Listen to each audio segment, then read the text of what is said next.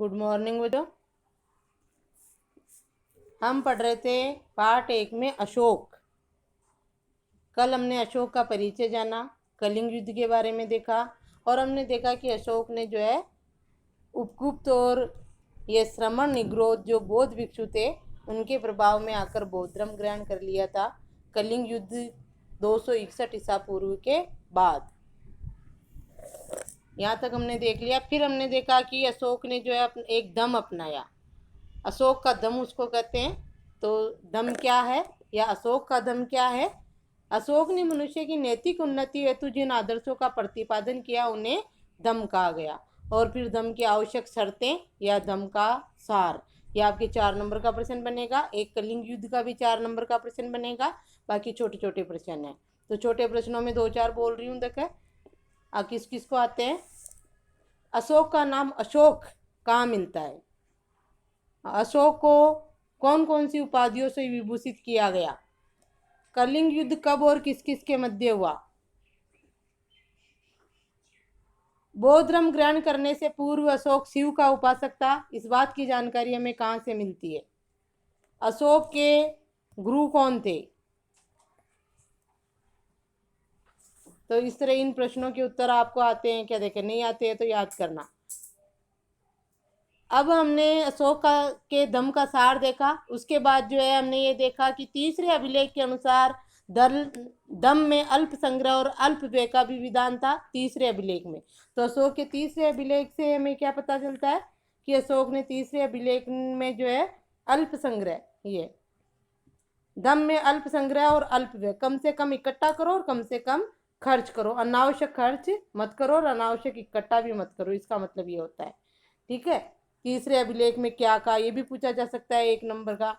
फिर जो है भाब्रू शिलालेख, या फिर ये हो सकता है प्रश्न बनेगा कि बुद्ध के अशोक ने बुद्ध के त्रिरत्नों में आस्था प्रकट की, ये हमें किस शिलालेख से पता चलता है? तो कौन से बबरू से। इस प्रकार कहीं भी 1 नंबर का प्रश्न पूछा जा सकता है। प्रश्न में बोलती जा रही हूँ, आप अंडरलाइन करके ध्यान रखोगे। अब आगे देखो आप, यहां तक अपन ने देख लिया था आज। यहाँ से सांची रायसेन मध्य प्रदेश व सारनाथ वाराणसी उत्तर प्रदेश। सांची जहाँ बौद्ध स्तूप है वो सांची रायसेन मध्य प्रदेश में है, और सारनाथ में जो है अशोक स्तंभ है, जहाँ से वो अपने 4 मुंह वाले शेर का जो राष्ट्रीय चिन्ह लिया गया है ना अपना, वो सारनाथ के स्तंभ से लिया गया है। सारनाथ कहाँ है? वाराणसी, उत्तर प्रदेश के वाराणसी जिले में। सांची का है मध्य प्रदेश के रायसेन जिले में। लघु स्तंभलेख में अशोक ने कौशाम्बी तथा पाटलिपुत्र के महामात्रों को आदेश दिया कि संघ में फूट डालने वाले भिक्षु भिक्षुणियों को बहिष्कृत कर दिया जाए। ये भी छोटा प्रश्न पूछा जा सकता है कि अशोक ने कौन से लघु स्तंभलेखों में यह आदेश दिया कि संघ में फूट डालने वाले भिक्षु भिक्षुणियों को बहिष्कृत कर दिया जाए? तो उत्तर होगा सांची और सारनाथ। ठीक है, ये इंपॉर्टेंट प्रश्न है। प्रथम शिलालेख, ये इंपॉर्टेंट होगा। ठीक है, प्रथम शिलालेख में ये विज्ञप्ति जारी की गई कि किसी भी यज्ञ के लिए पशुओं का वध न किया जाए। तो ये अशोक के जो है शिलालेख है, स्तंभलेख है, लघु है लेख है, अभिलेख है, गुहा लेख है, ये सारे लेख। गुहा लेख जैसे गुफाओं में खोद खोद के लिखा दिया गया, स्तंभ यानी पत्थरों पे ऐसे पिलर। स्तंभ लेख का मतलब होता है बड़े बड़े पत्थरों पर ऐसे खंबे से उन पे खुदवा के, पहले प्रचार करने का ये तरीका था, स्तंभों पर इन पे लिखवा के जगह जगह प्रजा में लगवा दिए जाते थे। राजा अपने विचार लोगों तक कैसे पहुंचाते थे? इसी के माध्यम से। तो अशोक ने ही शुरू किया था ये अभिलेखों का, और स्तंभ लेख, अभिलेख, लघु लेख, ये सारे। तो प्रथम शिलालेख में अशोक ने क्या विज्ञप्ति जारी की कि किसी भी युद्ध में जो है यज्ञ में जो है पशुओं का वध नहीं किया जाएगा, यानी पशु बलि पर जो है प्रतिबंध लगा दिया अशोक ने अपने प्रथम शिलालेख में। जो लोगों को ये जानकारी दी गई कि अगर कोई भी यज्ञ में पशु की बलि देगा तो उसको जो है दंड दिया जाएगा, क्योंकि अशोक बौद्ध धर्म ग्रहण कर लिया था अशोक ने, और बौद्ध धर्म में अहिंसा को जो है मुख्य माना गया है। तो ये छोटे प्रश्न बनेंगे आपके। अब आगे देखो दम यात्रा, ये बड़ा प्रश्न एक ये भी 4 नंबर का बनेगा कि अशोक ने बौद्ध धर्म के प्रचार प्रसार के लिए क्या क्या कार्य किए, या अशोक ने बौद्ध धर्म के प्रचार हेतु क्या प्रयास किए। तो ये सारे इसमें आएंगे। अब धम्म यात्रा से सबसे पहले तो धम्म आ जाएगा कि अशोक ने जो है एक धम्म चलाया जिसमें मनुष्य के जो है नैतिक उन्नति हेतु आदर्शों का प्रतिपादन किया। अब दो बौद्ध धर्म के प्रचार के लिए अशोक ने क्या क्या किए वो अब यहाँ से देखो क्या प्रयास किए। धम्म यात्रा पहला नंबर डाल लेना उसमें, यह प्रचार प्रसार के लिए तो यहीं से शुरू है। अशोक से पूर्व विहार यात्राएं की जाती थी जिनमें राजा पशुओं का शिकार करते थे। अशोक ने इनके स्थान पर धम्म यात्राओं का प्रावधान किया जिसमें बौद्ध स्थानों की यात्रा तथा ब्राह्मणों, श्रमणों और वृद्धों को स्वर्णदान किया जाता था। तो अशोक ने बौद्ध धर्म के प्रचार के लिए विहार यात्राओं की जगह, विहार यात्राओं का मतलब होता है जो राजा लोग होते थे, अशोक से पहले के जो राजा थे वो जंगलों में विहार करते थे, घूमते थे और शिकार किया करते थे। तो अशोक ने विहार यात्राओं की जगह धम्म यात्रा शुरू कर दी। और धम्म यात्रा में क्या था कि महात्मा बुद्ध से संबंधित जो जो भी स्थान है वहाँ की यात्रा की जाए और ब्राह्मणों को, श्रमण कहते हैं बौद्ध भिक्षु जो होते हैं ना उनको, वृद्धों को, गरीबों को, इनको दान दिया जाए। तो विहार यात्रा की जगह धम्म यात्रा शुरू की बौद्ध धर्म के प्रचार प्रसार के लिए। नंबर 1 डाल लेना। अगला है अनुसंधान, इस पे नंबर 2 डाल लेना। ठीक है, अनुसंधान क्या थे देखो। अशोक के काल में राज्य के कर्मचारियों, प्रादेशिकों, राजकों और युक्तकों को प्रति 5वें वर्ष धर्म प्रचार हेतु यात्रा पर भेजा जाता था जिसे लेखों में अनुसंधान कहा गया। 1 नंबर का प्रश्न भी पूछा जा सकता है कि अनुसंधान क्या है।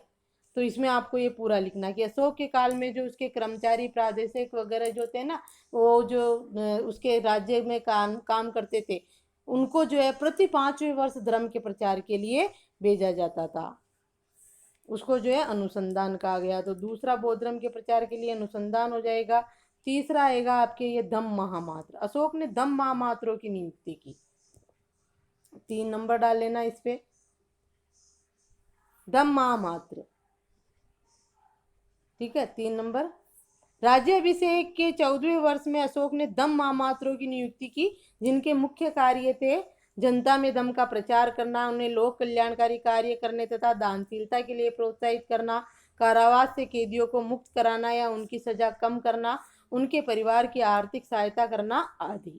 ठीक है, तो ये भी अशोक का बौद्ध धर्म के प्रति प्रचार ही था कि जो लोग जैसे जेल में, कारावास में बंद होते थे उन लोगों को जो है बौद्ध धर्म की दीक्षा दी जाती थी और दीक्षा से और शिक्षा से उनके मन को ही परिवर्तित कर दिया जाता था, जो अपराधी होते थे ना उनका। और जब वो सुधर जाते तो उनकी सजा या तो बिल्कुल माफ़ कर दी जाती थी या कम कर दी जाती थी, और ऐसे ज्ञान दिया जाता था जिनसे उनकी आत्मा उनके अपराध करने का प्रायश्चित करती थी। तो ये धम्म महामात्रों की नियुक्ति। 1 नंबर का प्रश्न भी पूछा जा सकता है कि धम्म महामात्रों के क्या कार्य थे। तो कार्य में कोई से भी 2 कार्य लिख दो। धम्म महामात्रों के कार्य तो 1 नंबर का भी बनेगा इसमें, और 4 नंबर वाले में वर्णन में भी आएगा। ठीक है, ये हो गया 3 पॉइंट। कौन से प्रश्न के हैं 3 पॉइंट कि अशोक ने बौद्ध धर्म के प्रचार प्रसार हेतु क्या क्या प्रयास किए। ठीक है, फिर अब है अभिलेख, चौथा, 4 नंबर डाल लेना। अभिलेखों के माध्यम से भी अशोक ने बौद्ध धर्म का प्रचार किया। अशोक प्रथम शासक था जिसने अभिलेखों के माध्यम से अपनी प्रजा को संबोधित किया, जिसकी प्रेरणा उसे ईरानी राजा दारा डेरियस प्रथम से मिली थी। अब ये 1 नंबर का प्रश्न कि अभिलेखों की प्रेरणा अशोक को कहाँ से मिली, कहाँ से मिली? ईरानी राजा दारा से। दारा का दूसरा नाम डेरियस प्रथम था। तो 1 नंबर का इंपॉर्टेंट क्वेश्चन है ये भी। अशोक के अधिकांश अभिलेख ब्राह्मी लिपि में है। अशोक के जो अभिलेख 2 लिपियों में लिखे गए थे, ब्राह्मी और खरोष्टी। उनमें से अधिकांश अभिलेख तो ब्राह्मी लिपि में ही है। अधिकांश अभिलेख कौन सी लिपि में है? ब्राह्मी लिपि में। जबकि पश्चिमोत्तर भारत में मनसेरा और सहबाजगढ़ी, ये इंपॉर्टेंट क्वेश्चन है, अधिकांश अभिलेख जो है ब्राह्मी लिपि में है लेकिन मनसेरा और सहबाजगढ़ी अभिलेख जो है खरोष्टी लिपि में है। ठीक है, अब पहले ये भी पूछा जा सकता है कि अशोक के अभिलेखों की लिपि कौन सी है, तो अपन को दोनों ही लिखनी है। अशोक के अभिलेखों की लिपि ब्राह्मी और खरोष्टी है। अब ये ध्यान रखना कि उसके अधिकांश अभिलेख किसमें, कौन सी लिपि में लिखे गए? ब्राह्मी लिपि में। और प्रश्न ये बन सकता है कि अशोक के अभिलेखों में से खरोष्टी लिपि में लिखे गए अभिलेख कौन से हैं? तो कौन से हैं? ये मनसेरा और सहबाजगढ़ी कौन सी लिपि में लिखे हुए हैं? खरोष्टी लिपि में। बाकी अधिकांश अभिलेख ब्राह्मी लिपि में। तो ये मनसेरा और सहबाजगढ़ी 1 नंबर का प्रश्न बनेगा। ठीक है, 3 प्रश्न हो गए यहाँ पे कि कौन सी लिपि में लिखे गए अभिलेख, तो दोनों का नाम लिखना है। और अधिकांश अभिलेख किसमें लिखे गए? ब्राह्मी में। और खरोष्टी लिपि में लिखे गए अभिलेख कौन से हैं? उसमें ये नाम आ जाएगा, मनसेरा और सहबाजगढ़ी। देखो आगे, टोपरा से दिल्ली लाए गए एक स्तंभ पर 7 लेख एक साथ उत्कीर्ण है। दूसरे व तीसरे अभिलेख में यवन नरेश आंटियोकस द्वितीय का उल्लेख है। अशोक के अभिलेखों को पढ़ने में पहली बार सफलता जेम्स प्रिंसेप को मिली। ये भी अंडरलाइन कर लो, ये भी 1 नंबर का प्रश्न कि अशोक के अभिलेखों को पढ़ने में पहली बार सफलता किसे मिली? जेम्स प्रिंसेप को। ठीक है, और ये दूसरे और तीसरे अभिलेख में है यवन नरेश आंटियोकस द्वितीय का उल्लेख मिलता है। प्रथम अभिलेख में किसका मिलता है? शिलालेख में पशुवध पर रोक लगाई उसने। ठीक है, और ये दूसरे और तीसरे अभिलेख में यवन नरेश आंटियोकस का उल्लेख है इसमें। और ये इंपॉर्टेंट क्वेश्चन होगा, पाठ के पीछे भी है कि अशोक के अभिलेखों को पढ़ने में सर्वप्रथम सफलता किसे मिली? जेम्स प्रिंसेप को। ताम्रपर्णी श्रीलंका, श्रीलंका का पुराना नाम है ताम्रपर्णी। श्रीलंका के राजा तिस ने अशोक से प्रभावित होकर देवानाम प्रिय की उपाधि धारण की थी। दूसरे राज्याभिषेक के अवसर पर उसने अशोक को आमंत्रित भी किया था। अशोक का पुत्र महेंद्र बोधि वृक्ष का एक भाग लेकर वहां पहुंचा। यहाँ से श्रीलंका में बौद्ध धर्म का पदार्पण माना जाता है। श्रीलंका में बौद्ध धर्म कहाँ से गया? भारत से। और अभी वर्तमान में श्रीलंका में हिंदू धर्म से भी ज्यादा बौद्ध धर्म के लोग हैं वहां पर। और अशोक ने ही जो है बौद्ध धर्म श्रीलंका में भेजा था। और श्री अशोक से वहाँ का राजा जो था तिस, कौन था? तिस अशोक से बहुत प्रभावित हुआ। उसने भी खुद भी बौद्ध धर्म ग्रहण किया और अपनी प्रजा को भी बौद्ध धर्म में मिलाया।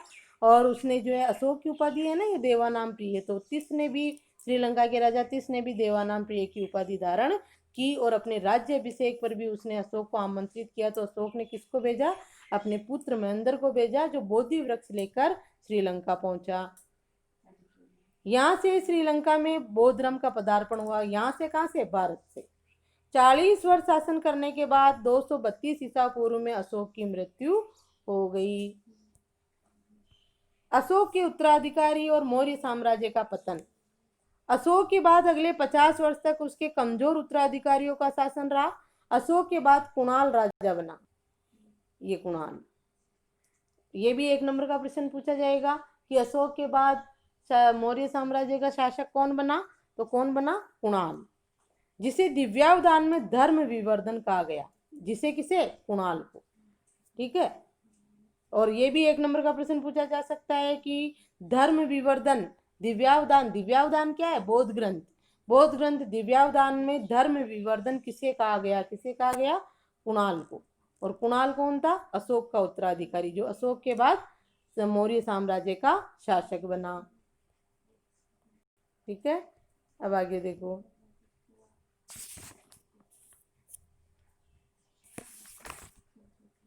राजतरंगिणी के अनुसार, राजतरंगिणी क्या है? पुस्तक, किसकी पुस्तक है राजतरंगिणी? आ गया था पहले, कल्हण की। राजतरंगिणी के अनुसार उस समय जलोक कश्मीर का शासक था। उस समय किस समय? जब कुणाल शासक बना, जलोक कश्मीर का शासक था। तारानाथ के अनुसार अशोक का पुत्र वीरसेन गांधार का स्वतंत्र शासक बन गया था। कुणाल के अंधा होने के कारण, कुणाल अंधा था, अशोक की दूसरी रानी का पुत्र था ये भी, और इसकी सौतेली माँ ने इसको अंधा करवा दिया था। बहुत बड़ा खंडकाव्य है हिंदी में इसका, कुणाल का। कुणाल के अंधा होने के कारण मगध का प्रशासन उसके पुत्रों संप्रति के हाथ में आ गया था। कुणाल के पुत्र दशरथ ने भी मगध पर शासन किया। उसने नागार्जुनी गुफाएं आजीविकों को दान में दी थी। बृहदत्त अंतिम मौर्य सम्राट था। अब ये भी 1 नंबर का प्रश्न कि अंतिम मौर्य सम्राट कौन था? बृहदत्त। कुणाल अशोक को बहुत प्रिय था, इसलिए अंधा होते हुए भी उसने जो है अपने उस कुणाल को शासक बना दिया था। लेकिन फिर वह कुणाल का शासक जो है उसके पुत्रों में ही बट गया था। और बृहदत्त जो था अंतिम मौर्य सम्राट था। 1 नंबर का प्रश्न। उसके ब्राह्मण मंत्री पुष्यमित्र शुंग ने उसकी हत्या करके मगध में शुंग वंश की स्थापना कर दी, शासन की नींव डाली। देखो अशोक के बाद जो शासक आए वो कमजोर शासक थे, विलासी थे, आपस में ही लड़ते झगड़ते रहते थे, इसलिए अशोक के बाद जो है मौर्य साम्राज्य का पतन होने लग गया था।